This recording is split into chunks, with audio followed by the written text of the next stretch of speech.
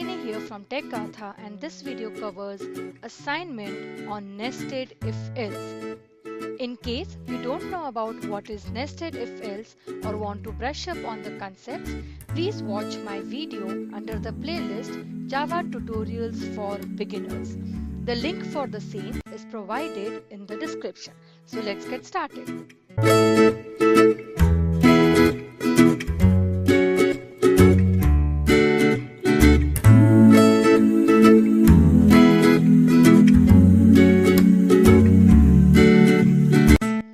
Solution is 2, that is greater than 10.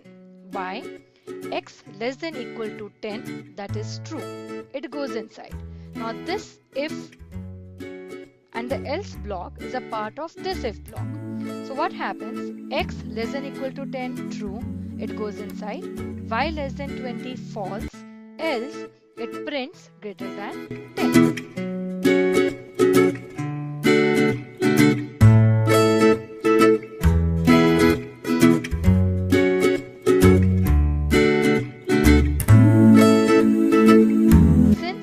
Less than 10, it's false because x is equal to 10. It doesn't goes in the if block.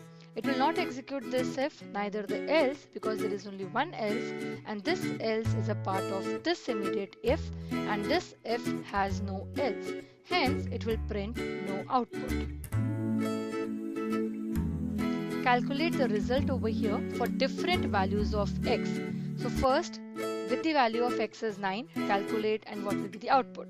Then for 10, then for 11, and then for 12.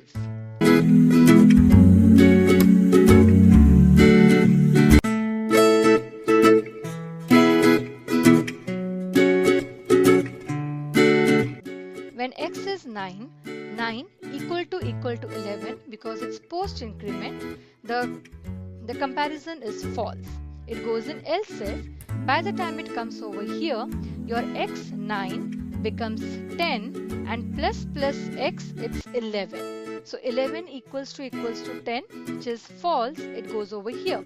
Now because it's again pre-decrement, 11 becomes 10, which is equal to 10. It prints result is 9. When x is 10, again the same way, 10 equal to 11. No, it goes here. 10 is 11. 11 equal to 10. No, it goes over here. So here it's 12 and decrement by 1, that is 11 equal to 10. No, it goes in else and prints result is neither 10 nor 11. When x is 11 equal to 11, true, it prints result is 11. For x equal to 12, again 12 equal to 11, false. 13, 14. 14 equal to 10, false. Again here 14 becomes 13, false. It prints result is neither 10 nor 11. For the next assignment, go ahead, grab a notebook and a pen, write down your solution and then compare with mine.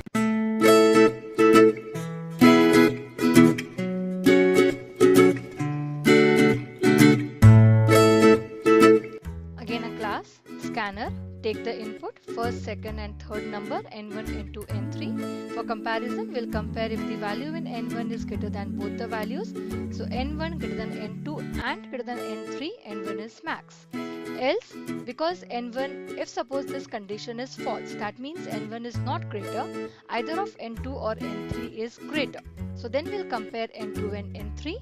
If n2 is greater than n3, n2 is maximum, or else n3 is maximum. Now here again there is a twist for you guys who are watching the video.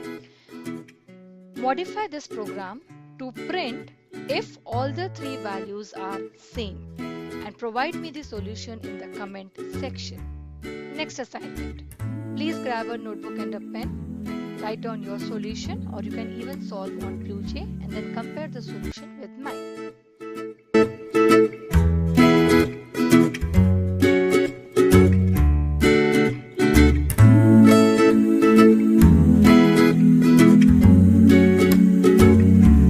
Again a class, you have to take the input as character from the user.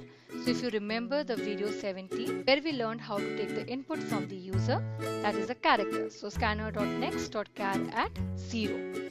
Then we are comparing ASCII values, that is capital A to capital Z, it's 65 to 90. So if the value in the character falls between this range, it's an uppercase.